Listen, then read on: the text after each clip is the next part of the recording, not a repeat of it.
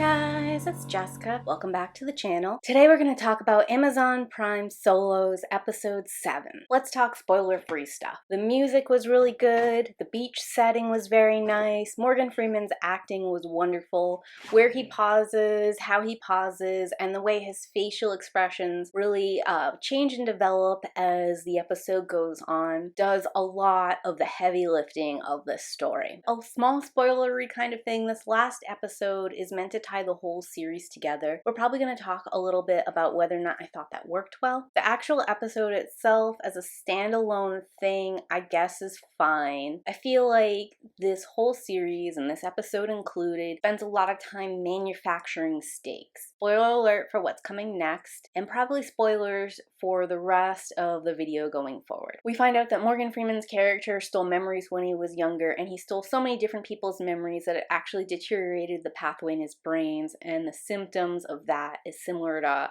some kind of late form dementia, and that's why he is in this medical facility instead of jail. But either way, this guy has tracked him down and wants his memories back. Most memory technology, they map the mind or they map the memories and then they recreate them, so it's like copying memories instead of taking them. The person that you took them from still has the original memories. Morgan Freeman's character stealing the memories, and this meaning that they no longer exist in the original carrier's mind. It's kind of like something to ratchet up the tension and to add a sense of stakes that otherwise this act wouldn't have. And I felt a little bit like it was forced, since this isn't standard genre convention, and because otherwise, like, I wouldn't really care about the story or what was happening. Like, if this guy just took other people's memories, there's something there that's interesting and worth talking about, whether or not you have the right to other people's internal thoughts or other people's perceptions. And there is definitely a consent situation going on that might be interesting to talk about, even if the other person keeps their memories. But I just think a lot of people wouldn't have cared about that. Instead of creating that tension, they shorthanded it by saying the other person lost that memory, like it was a physical theft, like taking a diamond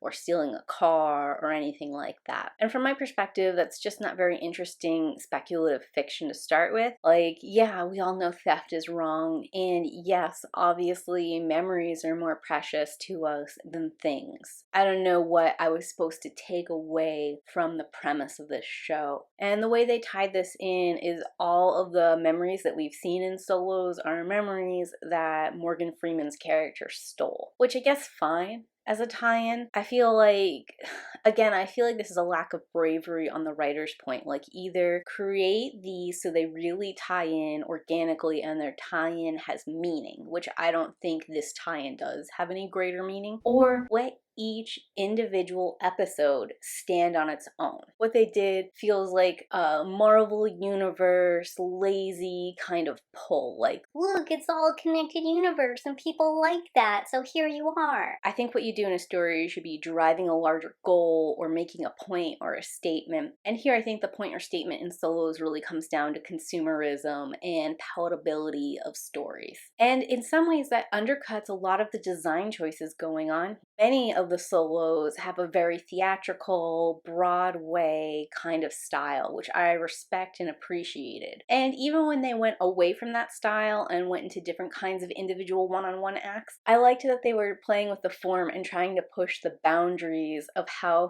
far this kind of presentation, this kind of isolated story could be. And it's really clear with other details in these Solos episodes that there was money and time put into them. The scenery, the actors are big list actors, and they all bring a really high level of skill to their roles. The musical score is great. The way the shots are filmed is very thoughtful and artistic, and I just think the whole series, and especially in this episode, begins to fall apart with the writing. They really didn't think these individual scenes through. Even in a visual medium, even something that's meant to be seen and heard and experienced more than just on the page, you need a solid premise to make that go to the next level. And right now for me, Solos is probably sitting at 3 stars. Best 2 episodes for me are gonna be the first one, Leah, and the third one, Peg. And those are probably 4, maybe 5-star individual episodes. But overall, I think most of these episodes have been 3 or even 2 stars for me. Again, I think I would recommend this show, even though this isn't my favorite show.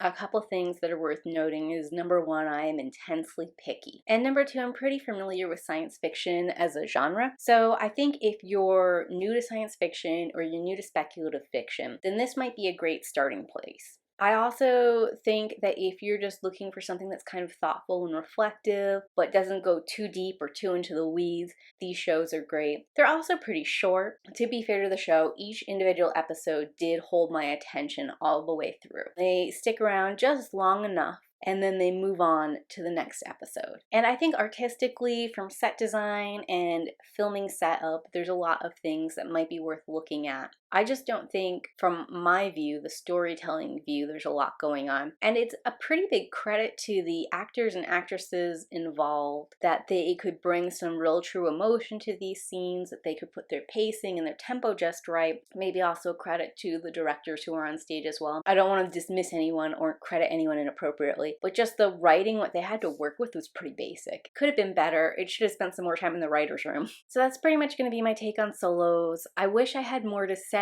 or that I could end this on a more positive note. I would probably watch another season just to see where they go from here, to see if they stick to this individual format or if they build out from it now that COVID restrictions are a little bit more lifted in certain places. I would also be curious to see where the writing goes with this. Do they bring other characters back? Do we jump to a specific point in time anywhere in the series? Stuff like that. There are directions you could take this that would be interesting and compelling. If the second season was exactly like this first season, I would be less interested. Yeah, I wish I had more to say, except Morgan Freeman's a good actor, and the premise he's in is kind of like a shoulder shrug to me. If you're looking for a movie that deals with the internal workings of someone's mind, or that is living through different areas and trying to process something in a science fiction fantasy kind of genre, I actually think the movie Inception is a great one to use. I know that's more dreams than it is like actual psychological processing, but it definitely visually is stunning, and musically is done well, acting is done well, and has a far better premise overall. Of course, they had more time to work with too, but the writing there is solid, and there's a great through line there, and I think there's a lot of different things they hit on,